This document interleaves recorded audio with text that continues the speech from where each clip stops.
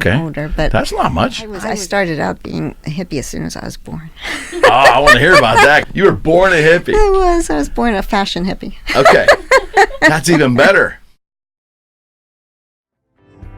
Hello, you're listening to the Eric McKenna Project.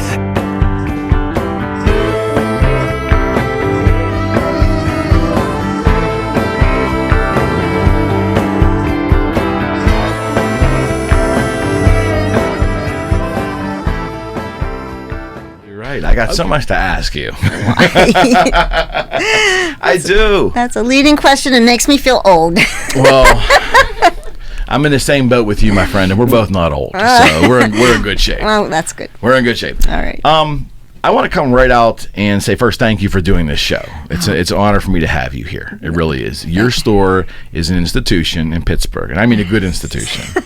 And it was funny because when Naomi brought the idea up, and I said, "Well, I know that store," and she goes, "Well, of course you know that store." And then I started to research. I was telling many people that you're making an appearance, and some men, but of course all the females I mentioned it to, knew of the store. That's amazing to me. You know, younger and our age. So I commend you on that. You really have an institution in this town. Thank you. You may not feel it, but I mean you do. I do. Yeah, only good. because of the number of years that I've Right. been there, and that's Right. that's what makes the institution. If you can hang in there. Right. 87 was the day you opened your door, or the year you opened your door. Is that about right? Yeah. Generally. Yes. 87? Yeah, 87. Okay. Yep. Okay. 32 years ago. Is that right? Yeah, 32. Can I ask you what led up to that? Like, give me an idea of. We'll go a little deeper, but just what was the idea? Were you already in the fashion business, the fashion world, and what made you decide to open up the store? I was already in the fashion world. I started out in the fashion world as soon as I was able to work. Okay. I don't know if maybe 15. Okay. I started working at boutiques, right after school and in the evenings and all through school and all through college. And I just was always into fashion, and I knew that one day I would have my own store. You just knew it. I knew it. You just knew it. Yeah, I could feel it. And that's why I just wanted to, work as much as I could in stores to see what it's all about. Mm-hmm. Mm-hmm. Yeah. When you first noticed fashion as a teenager, I'm guessing, right? Yeah. Was there any particular designer that stuck out, or designers that you really liked? That's a good question. Back then, I can't remember. I remember Madonna was my big first impression, I think. Okay. She wasn't a designer, but she was a fashion indicator. And I can't say one specific designer. I can tell you the way it grew. Okay. And how things developed. Sure. To get to this point. But, right. That would be probably the best way to describe it. Overall, do you think fashion, if you had to put a definition on that, which is a big question, I get that, but would you feel it all comes down to being parochial? What you actually like, and is it come back to the individual and what they really like and feel comfortable wearing? Is that the definition of fashion? No. What's the definition of fashion? See, this is why I asked the question, because I have no idea. The definition of fashion to you is what you see in the media.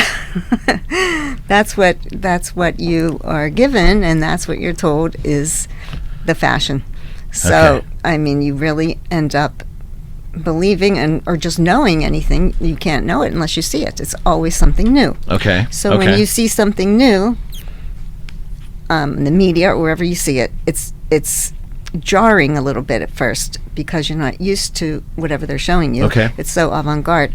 And then after you see it a few more times, your eye gets adjusted, your mind gets adjusted, and then it becomes part of everyday fashion. Yeah, it's hard to argue against that because I can look at the course of my life and looking at women's fashion, and seeing things that just crop up that are trends. And they may, at times, I might just shake my head and just say, case in point. I thought high-waist jeans when I was a teenager was it is what it is. Women wore high-waist jeans. That was the Brooke Shields era, early 80s, right? And then I really liked when the jeans were lower cut. I liked that style, and I liked where they had the bell bottoms were flared out, and then now we're back to the high waist jeans again. And when it first started to happen a couple years ago, I said it's not going to catch that will never come back. I said no way. Sure enough, it came back. Fashion is cyclical. It is cyclical, huh? Yes, and it's the reason it's cyclical is because after your eye adjusts to the new look, which instead of being bell bottoms and low waist is high waist and slim bottom. Once you get adjusted to that, that's all you want, and you get comfortable in it, and everyone, just gets their groove on and that kind of thing. Right. Then they think, well, I'm comfy. This is what it is. And that's my style. So it becomes acceptable because of repetition. Like we see so much of it. You think? Yes. And then when something else comes out so jarring, all of a sudden they're showing. That's a great word, though, because that was the word I was searching for when leading up to this. I'm thinking I can't get this word to explain, because runway stuff. Runway. To the average guy like me, looking at runway things are there's. In a runway show, let's just go all over the board. When a runway show, there's some really wild stuff you see. How much of that stuff makes it out to mainstream America? Very little. A runway show is really meant to show the most extreme look of what you want to show. Okay. If what you want to stand for is long dresses, then you're going to make your dresses so long on the runway that they're going to be spilling behind you. Interesting. Okay. And if you're going to make your statement as short, then they're going to be micro.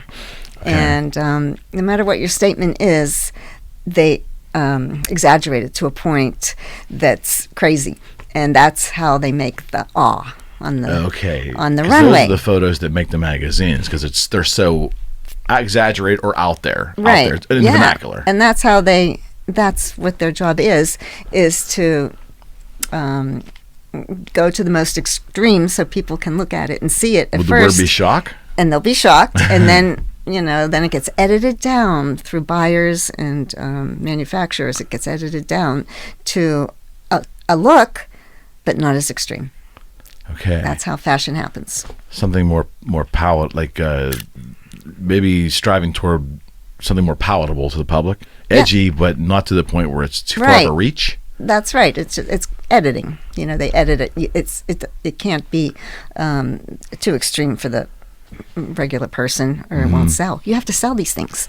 yes, and we're going to talk about that too. You have both sides of the equation in your regard. I mean, you can appreciate all of this avant-garde things and things that you like, but again, we talked about, my only association with this, and I hope there's a correlation, is when I was in the guitar business, there were many designs I liked. I thought they were cool, the body shapes and all that, but I had to step back and realize, is this going to be palatable to a mass of people that will actually afford me doing it? And that's a tough. And I made some bad decisions early on.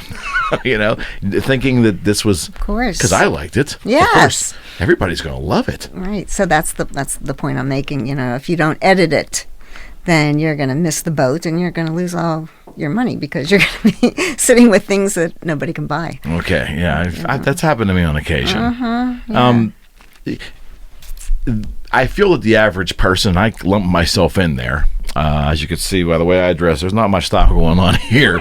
Thank you. But my view of it, coming from very humble beginnings, were that most of the things that were in the big magazine spreads, and once in a while my father would get the Sunday New York Times, and I'd leaf through that, because I liked, as a guy, I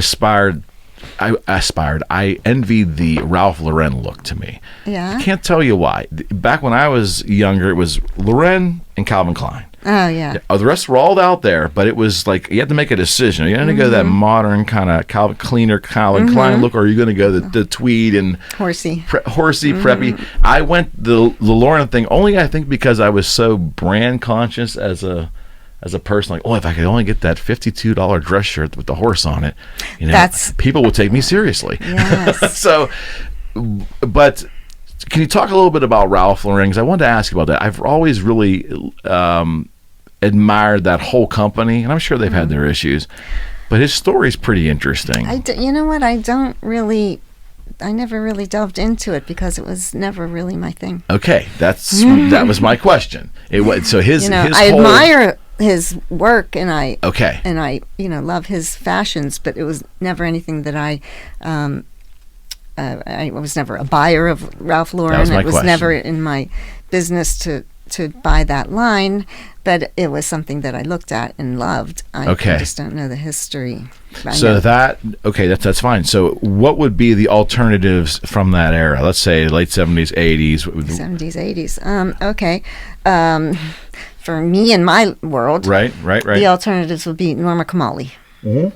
Do you ever hear of her? Yeah. Okay. I sure Norma have. Kamali was the first one to come out with the great big shoulders. Okay. The squared, gigantic shoulders. Late 80s. 80s. Every movie I saw. It was middle 80s. Oh, middle 80s. Okay. Lower to middle 80s. Yeah. Okay.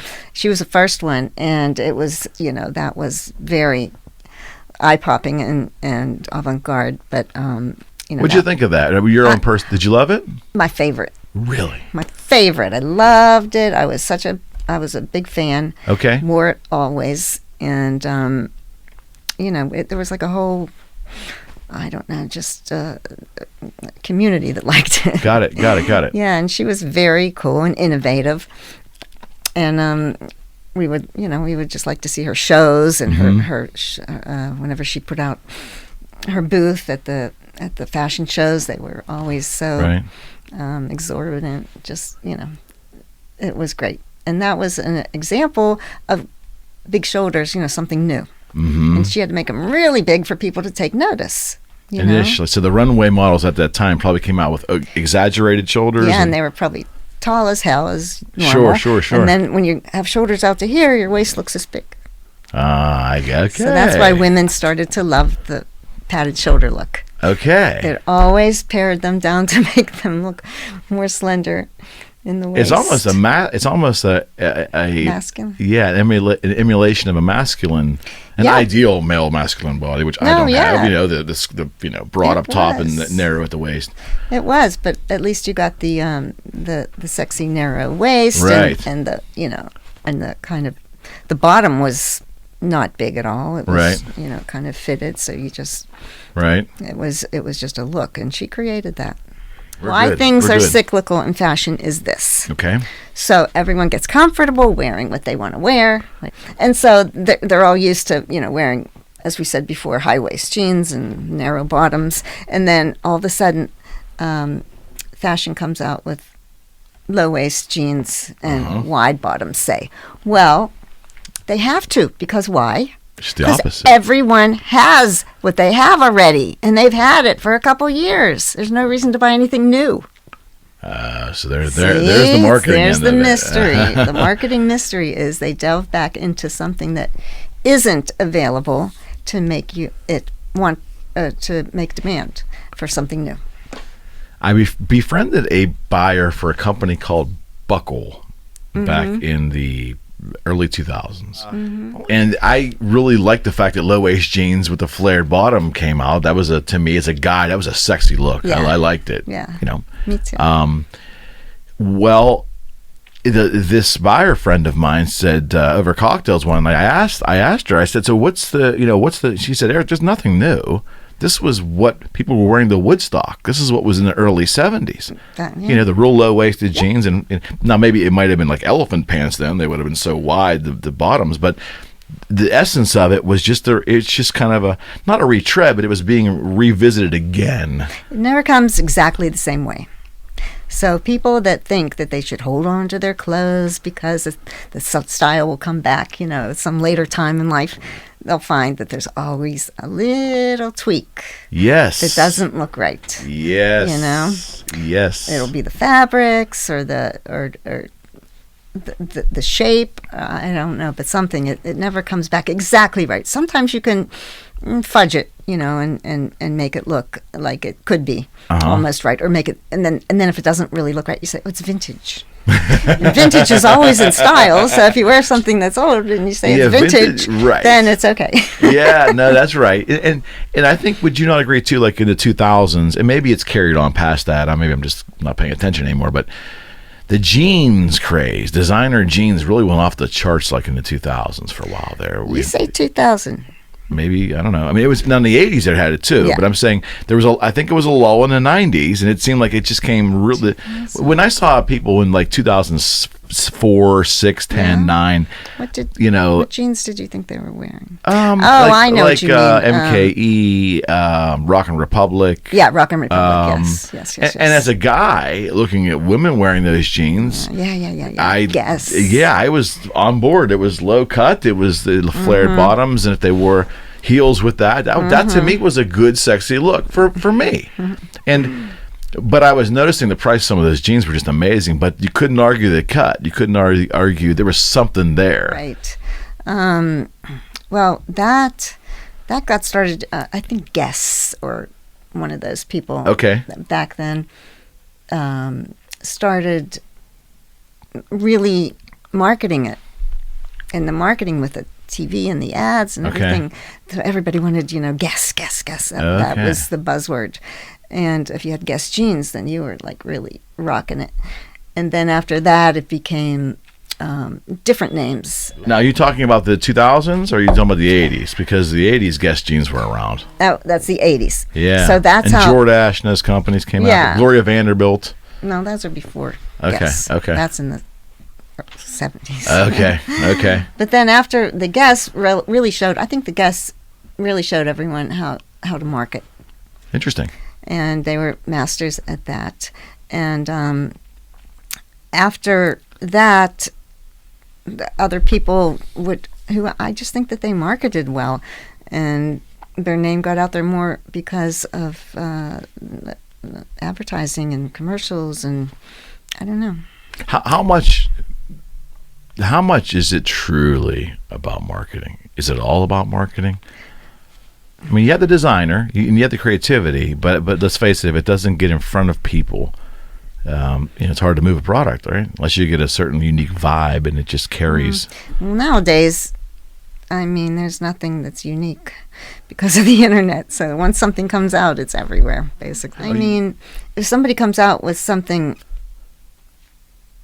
their own label, or any label, the first thing they do is go to the internet and show it. Okay. And then everyone in the world sees it. So it used to be you would start small. Okay. And then people would, recognize you and develop you and, advertise or market it. Now it comes out and it's seen by everybody. So the marketing has changed. Okay. Marketing can be the company's marketing. It could be your own marketing. You can market yourself. Mm-hmm. But everyone sees things now and before they didn't. You can see anything you want. You have the entire world at your fingertips to buy anything that you want to buy. Mm-hmm. And so your shop is competing against the entire world, right? And I only have this much sampling of my of what I think, and everyone else can look on their screen and see a plethora. It's everything, all different ideas constantly. Yeah. So maybe an assortment of anything they want. In the 70s, 80s, 90s, before the web was a big thing, before web was even around, there was a process. If a designer came up with a design, a month or two later there might be a show. By the time that, like you said, the extravagance gets pared down to something palatable, that's a couple months. Yeah. And there was always the seasons, right? The new look for the fall of 2000, that's right. 2007, or like 1998 or whatever. Is that all gone now? Is that because the web just puts everything out there immediately? It's just faster. It's just the pace of it. It's just out faster. It Okay. doesn't have to develop anymore. Just once somebody comes out with a new idea, they put it out, and it's seen by millions of people. And the people decide if they like it or not. Before, maybe it was only, for instance, if a new label would come out, designer, they would only choose certain stores in certain areas that could have it. Exclusivity. Yeah, exclusive. This line is exclusive. Only you can. We're asking you to carry this, and you and you and you. That's smart marketing, though. And that was before internet. Okay. Internet. So who knew? If you're not a shopper of that store, you really didn't know what that was all about. That line, or how important people thought it was, or exclusive, or whatever. Sure. You were just privy to be able to go out and see it because you went to that store. Got it. But now, as soon as something comes out, nothing's exclusive anymore. You just put it out, and everyone can have it. Yeah. So does that maybe deteriorate a bit of the specialness of the stuff? Yeah. Well, it deteriorates what I stand for, which is a boutique, where I'm supposed to find special, one of a kind, unusual things that you can't find everywhere. That's what we always did. Sure. And once the internet came out, it's just that specialness isn't as special, because things just are just out for anybody now. Let me ask you this: you market to multiple generations. I have a podcast here with another podcast, the Duffy Women. Shelley Duffy, a radio personality in Pittsburgh, a long time. Her two daughters and her do a podcast. Oh. It's pretty irreverent. It's a heck of a lot of fun. But they'll come on once in a while. And Alex, first off, Shelley knows your store very well. But her daughters, about 30-ish, Alex and Sarah, when they heard you were on this show, they begged me to try to convince you to come on a week ago, because they wanted to come on with you. They had so many questions for you. Oh. But they were and you got a huge fan, both of them. That's so at some other point in time, if I can convince you to come back on, I'd like to have Alex and possibly Sarah here too, because I think they would add so much. There's so much they want to ask you. But there's an example of their generation, and they're so dialed into what you're doing, which I think is a huge compliment to you, that your work is multi-generational. You're talking about a mother and daughter. Well, Shelley's our age. Mother, and then and the daughters, and all three of them are so dialed into what you're doing. That's such a wonderful thing. That's what I build my reputation on. It's wonderful, though. So talk about that a little bit. I think it started when, in the beginning, people would come in and kind of find out what the store was about and my vibe, and since I've been there 32 years, I've seen, the people grow up and get older, and then have kids, and then the kids have kids, and the grandchildren, and the parents die, and it's just, it goes on and on. It's life. But the best duo is a mother and daughter shopping at the store. I bet. It's the best, because the daughter is excited to be able to shop at the store, and to be honored enough for her parents to pay for whatever she thinks. Sorry, Shelley. And but you're so true. That's so true. a big. It's like crossing. Sure. It's a crossing that you come to when you can start shopping in a boutique like that. Sure. And then the parent comes, and the mother, and we have things for both, and that's what we do. I mean, that's what the biggest part of the business is having clothing that for a mother and a daughter, not not very young daughter, just. And where they are probably 30 years old, that generation now? Younger than that, still a little. But, after college and up is mostly it. But that's a tough order for you. I mean, because if you have clients in their 70s, 80s, all the way down to the mid 20s, and it's viable and it's working for you, to me as an outsider looking in, that's tremendous. You can't please everyone. True, but true. That's the whole point. You got to know you can't please everyone. You have to just have a niche of something that feels good, that isn't off the charts this way or that way for anybody. And it's it just becomes a niche. You just groove into whatever Mm-hmm. they like and what they can, yeah. what they initiate to, and that's what I buy. Mm-hmm. If you know your customer, then you can buy for your customer. Got it. And you don't know your customer unless you're there in the store every day and in the dressing room, dressing them and undressing them and seeing and hearing what they say. And that's probably extremely good feedback. I mean, helping crafting what you want to do that's going the forward. only way. You can't, if you don't know that, if you're not there and don't know. How much of your buying now, your purchasing, your thought process for the concept of the store going forward, how much of it is this feel, because you've been doing it for as long as you have? Yeah. I mean that in a complimentary way. Mm-hmm. How much is feel and how much is it? Let me ask you this: do you ever struggle between what you feel like direction you want to go, and then is there ever a logical struggle on? Well, it might be too edgy. I might sit for a while. Is there always that tug of war between the financial part of it and where you really kind of feel where you want to go? Yeah. So if you're if you have any kind of talent or art in you, then you would always want to go to the extreme, and you can't. So you have to always, you can like it and love it and say it's great for me, but you have to be realistic and practical. There. And then you say, okay, but I'll never sell that. And that happens every buy. Every buy you have to do that. Okay. Every single buy you say that. Help me understand the process when you buy, though. I mean, are you still going to New York for shows? I mean, how do you operate a year in terms of were you going out and getting exposed to what's going on out there? Well, there are shows. There are big shows, like maybe 7 or 8 times a year in New York. Okay. And the shows gather designers and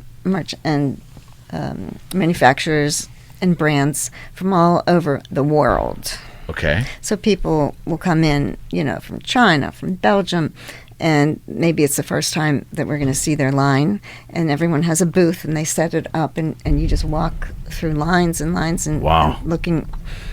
There are days you could see 1 million pieces of merchandise. It's just mind-boggling. And so that's how it starts, and you look at each line, and if you like it, if there's something that interests you, it pulls you in. Okay. It is. That's what you're looking for. It's a gut. Yeah, you get pulled in, and it's interesting. What else do you have? And you're looking, and something's making your brain go crazy, and then you just get kind of you delve into the different things and try to figure how can I make this work to my store, and you start writing.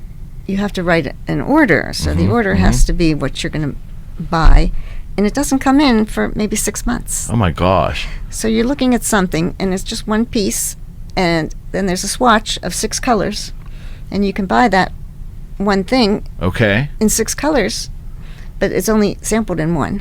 Oh my gosh. So you have to conceptualize then. It's a long process to go through to make an order. Okay. You have to think in your mind, okay, well, this comes in black. It also comes in red, blue, pink, and turquoise. Do I want it just in black? Does it look like a black top? Would I be able to sell the black one? Well, what if it's in turquoise? Do you think I could sell it in turquoise? You just talk to yourself like crazy, and and you're writing things, and it's really it's like a jigsaw puzzle, and so that's how you create an order. And you make sure this goes with that, and this, and each thing they're in groups of months when they're going to arrive.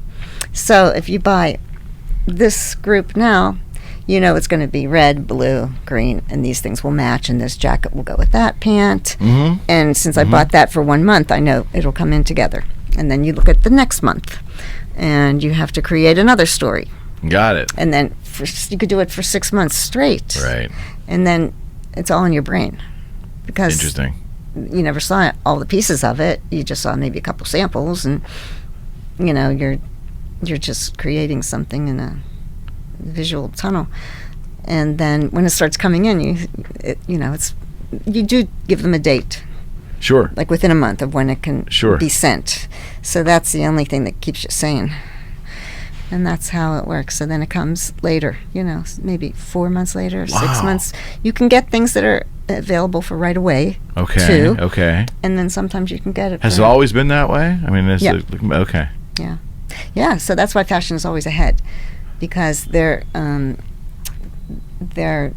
prescribing what's going to happen in 6 months. Got it. They're showing you things with colors and patterns and styles that you don't know. I mean, right. Either you've never seen it, or it looks.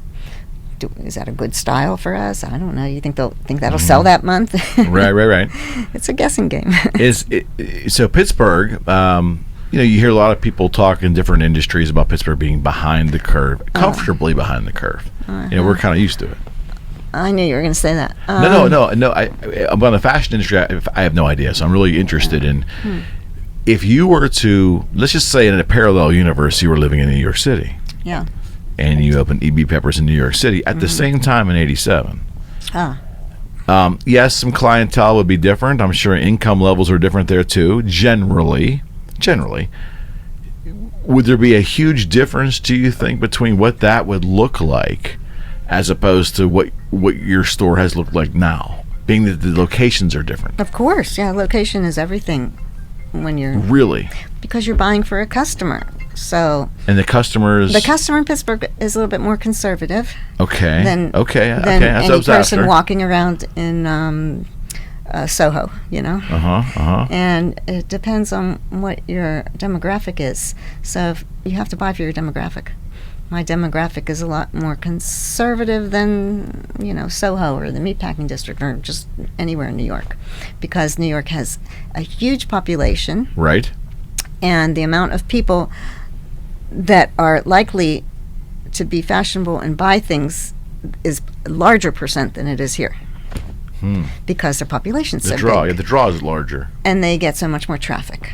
Okay. And they have people coming that there are out of towners. People come from all over the world and go up and down the streets of New York City. Got it. We don't have that here, so it's a whole different situation. If you had to just give your opinion of what let's say the top 5 fashion cities in the country, can I guess them and you tell me if I'm right? I would say New York, LA. Yeah. I would throw Miami in there. Is that right or not? Probably no. Could I throw Chicago in there? I don't know. Maybe, I don't know. Dallas, maybe? Dallas, no. Well, San Fran. San Fran's pretty good. There's parts of it that's very conservative and part that are more advanced. Still pretty much LA and New York. Mostly LA and New York. Let me think who else. And then it also depends on what kind of look you're looking for. So if you're talking about high-end designer looks, you can find that in almost any state now because of malls. But New York and LA are usually, they have the most people that are likely to buy fashionable things. Okay. Yeah. So here's a big broad question for you, because I really am fascinated about this. First off, in your career, have you stayed on the female side, women's clothing, or have you also done work for men's clothing? Both. Okay, we're going to talk about that. Yeah. But what are the big differences between the big concept differences between buying for a female store and then buying for a men's store?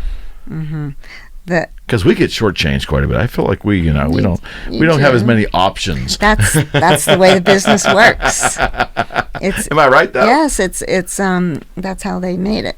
So the men's business, the turnover is slower. So you can have the same things in your store. Maybe you only turn it over, say, 2 or 3 times a year, which means you would sell everything and get new and sell it and get new. Maybe 3 times a year. Okay. Women's, it's like 5 times.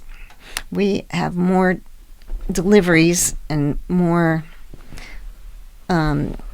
fashion coming in more often because women are so much more. I think fashion means more to women in general than men. Yeah, but emotionally. Oh. Women are I can't answer that question. Yeah, it's like a feeling. You come, you you're go out. More emotional. They're but attached to it. You shop because of emotional feelings. You go shopping more Women often. are more impulse buyers. That's what I was trying to say. Am I right? Yeah, that's what I was trying to say. Women will shop for impulse because Especially they feel like shoes. that's a big one. The clothing too. If they're not having a good day, they Right. call it Retail retail therapy. retail therapy. I'm coming out. I've had a bad day. I need retail therapy, and that I wish they makes- would just choose new lipstick for retail therapy, but apparently they buy clothing and shoes too. Yeah, that's the best. It feels the best for some reason. I'm happy about that. Oh, absolutely right. E.b.PEPPERs, you better be. But that's why the men don't have as many times. They don't shop impulsively very much, so their selection becomes less. Mm-hmm. That's all. They come out more for neat, where women come out for Got it. gut. They Got it. really want to shop. What's your thoughts on the major publications? Are they still relevant today? The female fashion publications, are they still as relevant today as they were 30 years ago? Let me tell you why I asked that question. I've had a guest on here, a friend of mine, George Lang. He's I know him. do you know George? Yeah. Love George. And George does a lot of work for Condé Nast Yes. in New York. And Yes. and he mentioned that, they're still very viable companies, but the magazine subscription and that whole trend-setting thing is not what it was. I picked up GQ the other day for the first time in probably 10 years. I was a very religious GQ subscriber going back to the late 70s. And I would just envy like Bally shoes, things I could never afford, but the marketing was slick, but the product was Nice. great. Yeah. And I wonder, with this internet age, a teenager like myself that that really was interested to some degree in men's fashion. The outlet's different now. Like you said, this is immediacy. Do you think the Vogue magazines? Do you think the magazines that are being heavily advertised by fashion merchants, is it still relevant today? Yes. Okay. Yeah. Not as relevant because there's so many other forms of media, but it's exciting. It's just not like it used to be, but it is still exciting just to see something in your hand. Like if you're looking at a book, it's more exciting to see it Sure. in your hand in person and look at it for as long as you want to look at it, and Right. and then see page after page. It's I think it creates a better it creates a better picture in your mind when you look from page to page, because these are all the highest I would agree. fashions in the world that are showing their things for this season. So you get an imprint more by looking at magazine. It's just all it just forms an imprint of what the season's like. It could be a color, it could be a shape, it could be, and like I said, it'll be more extreme than you'll want usually, but that's the way to get your mind set and ready for the fashions. So there's a lot of psychology in that marketing. Yeah, I mean, yeah, you're yeah. preparing. You're like you said, preparing the customer. preparing them. You're throwing the most extreme version of something out, preparing them. This is the direction it's going. So when you see a pared down version of that, you go buy it. Yeah, you can wear. You say I'll never wear that, and then when you see it edited down, and what did they take out of that? Crazy! They took the print. The print is really pretty, and it was made, in a conventional way, not outrageous. And then you have something there because the print is what they're trying to put out there, or the color, or the. So are seasonal themes still relevant today, like they were? Oh yeah. Okay, so that hasn't been destroyed by the internet then. No. It's funny because you have to buy what your store can sell in the season that it's in. So for instance, if I'm going to be buying next week for things that are coming in 4 months from then, I don't want to buy the wrong season. Got I have it. to figure out in my head so everyone has to have clothes in their store that represent the season that we're in. Got it. Because everyone wants something now. Like they have to, you just want to buy it and wear it.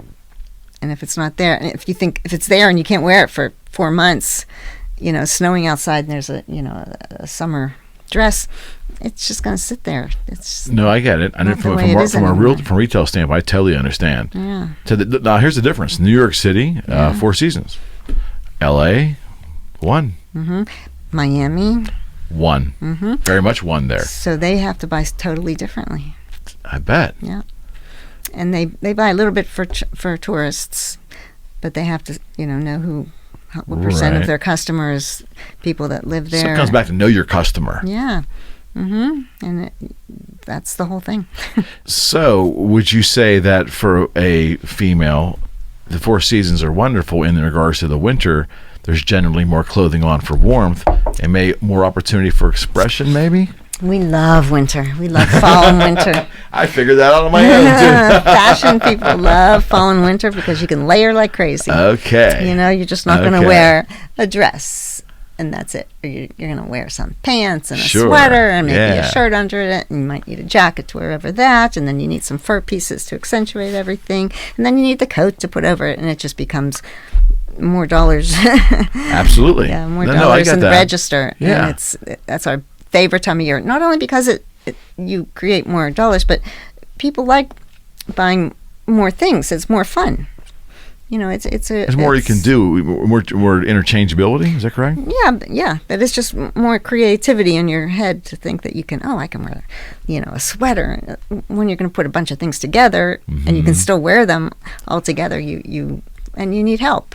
Do you feel you're a curator? Is that a good description? Oh, for sure. Yeah. And so let me ask you about that. So whether you're an artist, because what I think you're doing by deciding that I feel that these 5 pieces go together in this ensemble and I want to put it out there for sale, that to me is really art. There's an art form to that. So being that it's an art form, I ask you my question that I ask all artists on here. Is there ever, how strong is that element of risk? And is there ever any concern that it's going to flop? At every time. Really? It's always on your brain, those 2 things. That's what you have to, it's a gamble. I'm gambling that in 6 months, you're going to want to wear bright gold. And it has to be this length.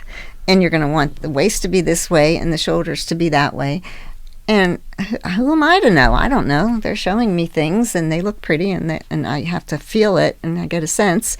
And if it feels right, then I go with the gamble. Got it. And then if you see it more and more, then you kind of realize that everyone's showing that look, so you have to, until you move into it. But it's a gamble. It's just a gamble. The whole thing's a gamble. But it has to be ultimately very satisfying too when you see that it goes over and people for sure. That's the juice of it all. That's the excitement of it all. The best prize is when they buy what you bought, when people like what you've picked as your assortment for the store. Because there's a little bit of you in that ensemble, right? Right. That's the exciting part. That gives you a lot of gratification. And then when they don't, you take it personally and you think, one day here's the same store with the same stuff in it, right? And one day everyone comes in and they love everything you show them. I'll take that. What can I wear? How can I get this? Do you have this? Everyone's it's funny. It's either one way or the other. And so that day you're a queen. Got it. And then the next day you have the same exact store, and selections the same. And then everyone that comes in says, "No, I don't think so. I'll think about it. Do you have another color? I don't like this sleeve. I don't like this shoulder. Do you have things that don't have this sleeve and that shoulder?" And then you go, "How did that happen? Yesterday I was a queen. Today I'm a piece of shit." And at the end of the day, you just need a drink. Understand. That's why we drink on this show. It's mind blowing. Yeah, and from day to day. I bet. It just really screws with my mentality.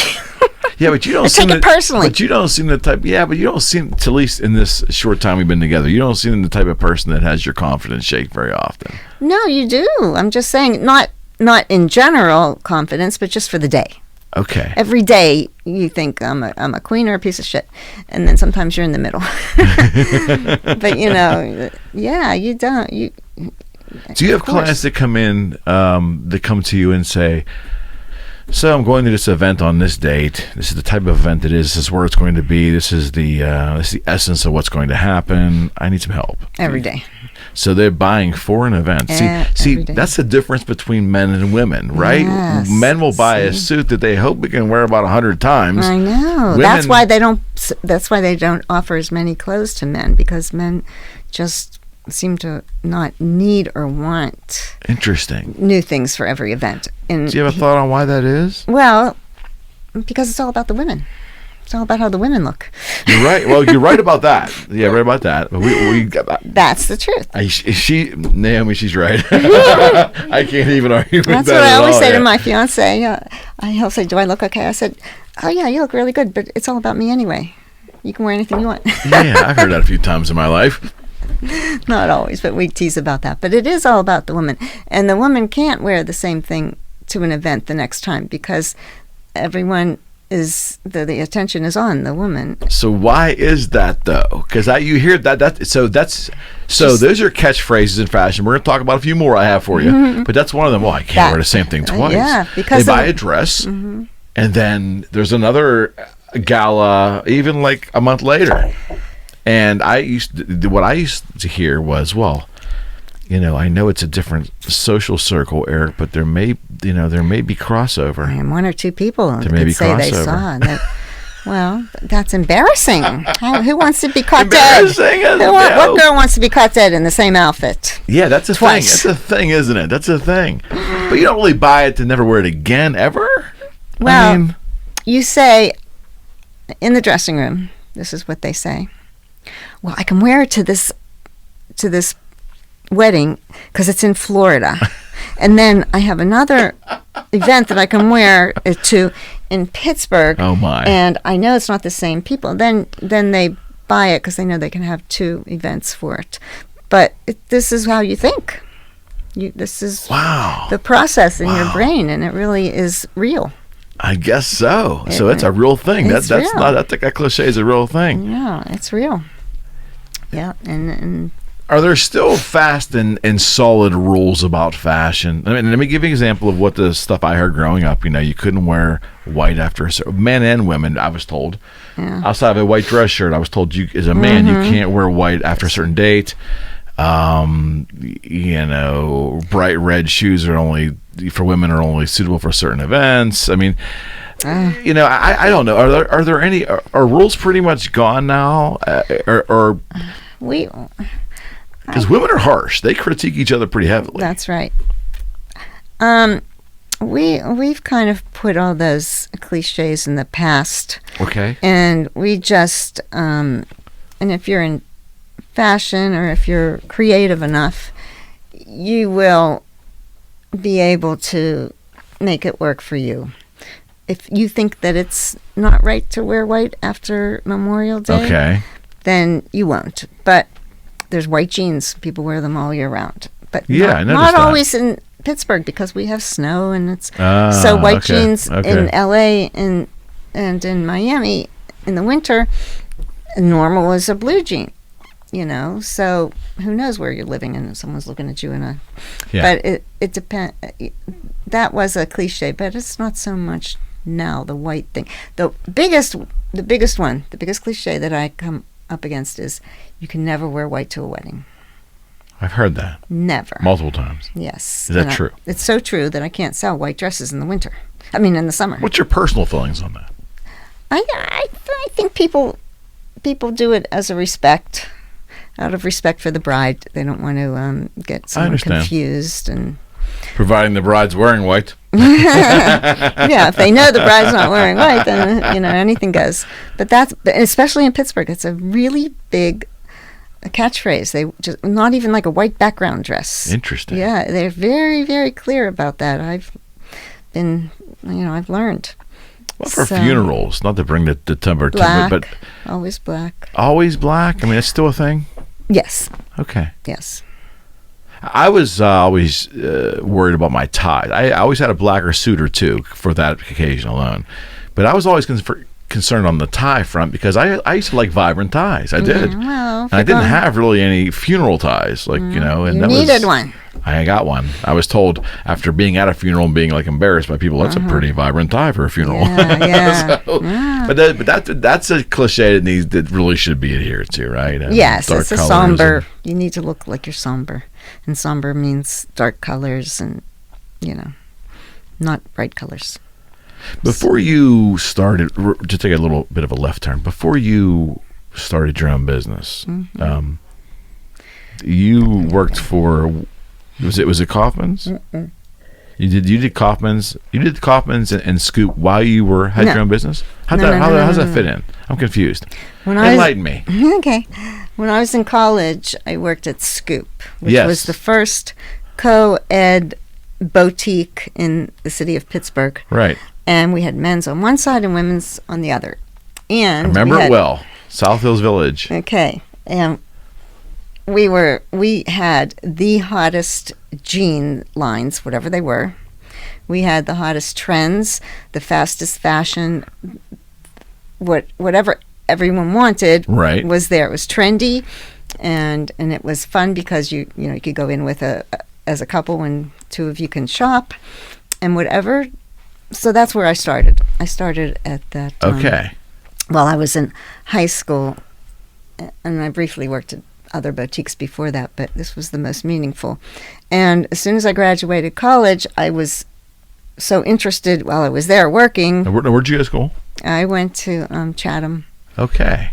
Yeah. And what was your major? My major was education and business. Okay. So, while I was going to school full time, I was working full time at the boutique because I just, I loved it. Okay. And before I graduated, they said, I said, I want to be a buyer at this boutique. This is what I want to do. You made that decision. This is what you want. I'm in college, and when I graduate, I want to be considered for a buyer here. So they did. I was, very involved there, and they hired me as assistant buyer first, and then a buyer, and so that's where I started, and that's where I think my biggest what's the word? Impression. I had my biggest impression. We'll talk about that though. When it I was worked the era. Was the styles that were going on? Yeah, that was everything. This was, I guess, early 70s. Right. And it was a fun time for fashion. Yeah. Men were wearing, I don't know, there were some platform shoes, three-piece suits, satin things. The French, European designers were making a name for themselves. Men were very into fashion at that point, and women too.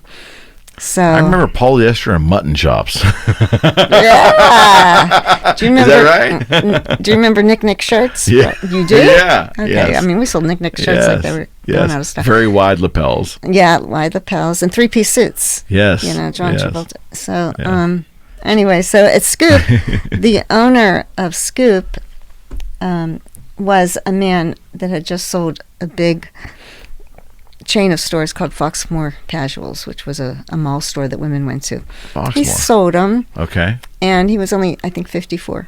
And he was kind of bored. He didn't know what else to do. So he decided to start this, trendy stores called Scoop.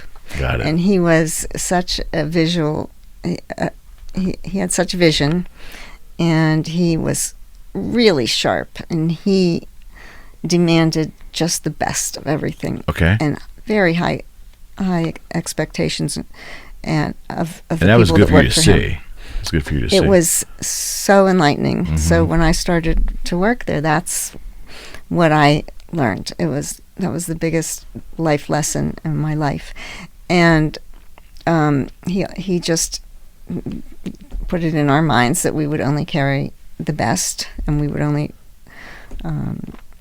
show to people what is the best in the world, and that's how it had to be. So we were paid as buyers to go to New York, and to bring home anything in New York, whatever fashion was out there. This is before internet. Whatever was going on there, whatever vibe, we were paid to figure it out, buy it, and bring it back to the store. Okay. And show Pittsburgh. Okay. Okay. So that So that was for this town. That was a very trend-setting spot. it was, and that's because he started that. I mean, he was a what's it called? Innovator. Yeah, and he saw the vision, the big vision down the way. So that's what we did. We were, we had to go. So we would go to the store called Fiorucci. Okay. And when you go to Fiorucci, all the salespeople were on roller skates, and the floors were wood. So this Really? So this was fascinating. So, of course, we came home and we changed all of our floors at Scoop to wood, and we started selling roller skates. Then all of the people that worked there had to wait on people on roller skates. Incredible. So, and the buyers had to same thing. So we would go, Okay. and it was so much fun, and it was just crazy, right? Yeah, crazy. that's quite different. Yeah, it was fun. You That is get fun. to skate and wait on people, and Yeah. and so that was one of the first innovative things. When we went to New York, we had an apartment there. He kept an apartment for us because we were there so often. Wow. And we would go to Studio 54 every night. Now I'm getting a little jealous. Yeah, it was like, okay, where do you want to eat tonight? So, what's your thoughts of that place? Any unique memories of that place Yeah. that you can share? Well, for me, it was. I gotta have some wine now. I You know. mentioned Studio 54. You okay over there? Yeah, I'm good. Okay. You sure you don't want it over there? Okay.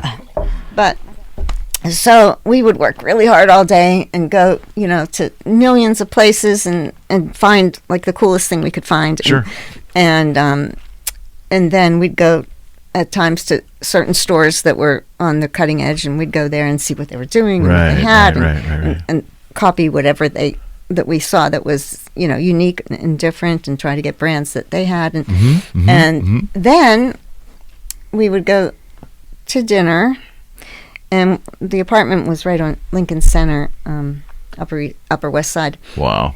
And it wasn't developed yet. It was very seedy back then. This is in the 70s. And so right across from us was Tavern on the Green. Tavern on the Green was a place you went to be seen. It was so beautiful. Right. It was all windows. Yeah. And it was in the middle of Central Park. And it was just beautiful. So you love New York City? Yeah, but that was something. So that was close to our apartment. So we'd come home from work and be like, all right, where do you want to go eat? Well, let's just go to Tavern on the Green. It's close. Let's just go to Tavern on the Green. This is how it was. Awesome. So we would just either gear up and look prettier or spritz ourselves and I don't know, put our leather jeans on, and then we'd go to Tavern on the Green, and it was so great because you could see everyone there, and it was such a good people place, and I could see all the fashions, and we could eat, lots of great stuff. And then when we were done there eating, we would say, okay, well, if it's, we got to wait till around 12, and then we'll go to Studio 54. So then 4 o'clock, 5 o'clock, 6 o'clock in the morning, you're going back. So we would start go all over again. Well, we would go. But that's not a place you could just walk in, Right. There was that red rope. But you were able to get in there. There was the red rope. So you had to either look, I don't know, the right way, or be with the right person, or. And fashion didn't hurt you there. No, you had to be. Had to be. But just because we looked, there were times they just overlooked us. They would just say, no. They don't even say no. They just make you stand. You had to stand there, and they'd look around the crowd, look and see who's coming.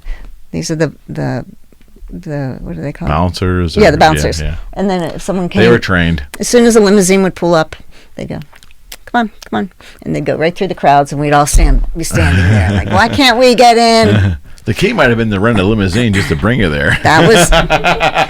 We figured that one out for a while. Well, I've actually spoken to some rock musicians from the 70s who were unable to get in once in a while. We were just talking regardless about that. of who they were. We were just talking depending about on the night. that. You just don't know who can get in. The bouncer was totally up to the bouncer. I had one of the buyers at Scoop that was a buyer with me. She was very tall, and she had real long legs.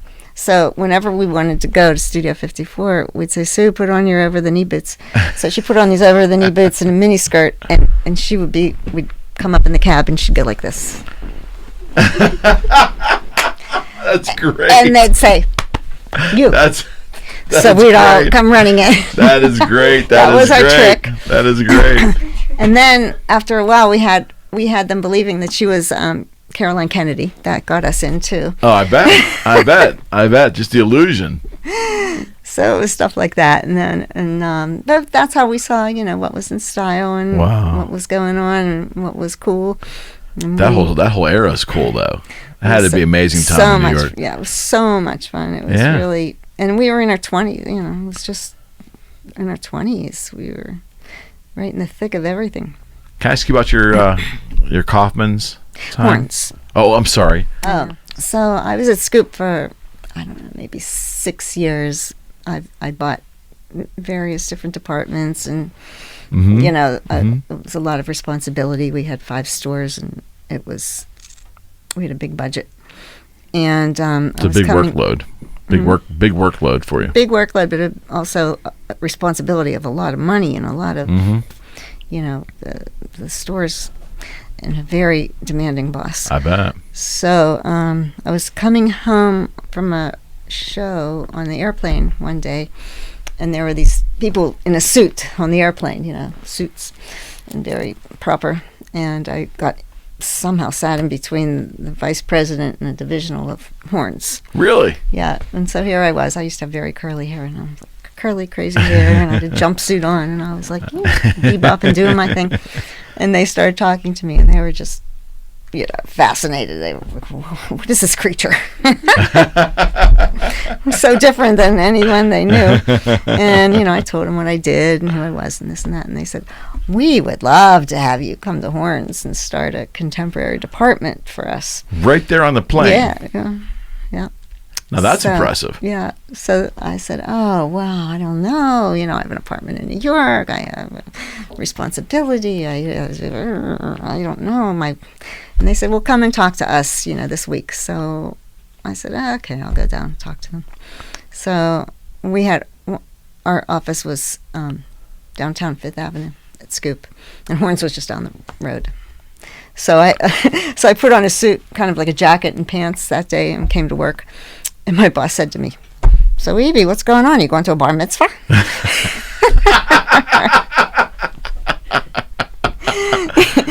And I said, oh, no, just, new look. Oh, my. And then I went down to my interview, and so, they asked me to come work for them, and and we worked it out. And my boss, though, from Scoop, he was always traveling. So at the time, he was in Israel or Paris. I don't remember which. Okay. But he was abroad. And I was, next in line. And so I wanted to, switch jobs, but I had no one to quit to. Oh, my gosh. Yeah, you made up your mind that day after meeting with them? That was what you wanted to do? Yeah. Well, the next day or two, they made me an offer. And it was, it was appealing. And I thought, this is, it's time to change, How different was the Horns experience there from the Scoop? It was just like going from, pumpernickel to white bread. That's what I suspected. So you had to just basically change. I didn't. They wanted me to be the contemporary buyer. I had to enlighten them. And they gave the latitude? Yeah. Amazing. Yeah. Amazing. Good for you. So it was a great experience. And good for you. It was very exciting. And it was cool because I couldn't do anything wrong. They just wanted me to teach them. And, they needed fashion and they needed direction, and they wanted, someone that could do that. And how many years there? I think I was there 6 years. Yeah. And then at that point, I'm like, I need my own store already, Right. I've been buying for everybody. I've been doing this, and I still, I'm still doing the same kind of concept. Right. I should do it for myself. I've always wanted to do it for myself. So there was a man that owned a lot of stores on Walnut Street, Shady Side, and that was Walter Blattner, an old timer. Mm-hmm. And whenever I would see him, in New York or at the airport, Walter, do you have any stores available? Do you have any open spaces? I'd like my own store. And I've said that to him for 3 years. And finally one day he said, I have an opportunity for you. Nice. I said, you do? He said, yeah, come see me tomorrow. So, and there was a store available. So I jumped on it. Did you start e.b.PEPPER and still work at Horns for a period of time? No. Cold break and do it. Yeah, I was very involved with Horns. They were so good to me. I trained my assistant to take over my position. Okay. And she had it. She was smart and she was fashionable and she could do it. So I trained her, and they knew I was leaving. They gave me time and, everything, because they didn't want to be held in the clutch either. No, that makes sense. Sense. And they were, so that's what happens. And you remember your first day when you opened the doors? First day? I had to take a Valium the first day, I think. It's exciting, though. I mean, you went from a corporate environment right into entrepreneurship right away, huh? Right. And I really had to go back to the honing skills of my boutique days. Interesting. Okay. And that was so important that I had that.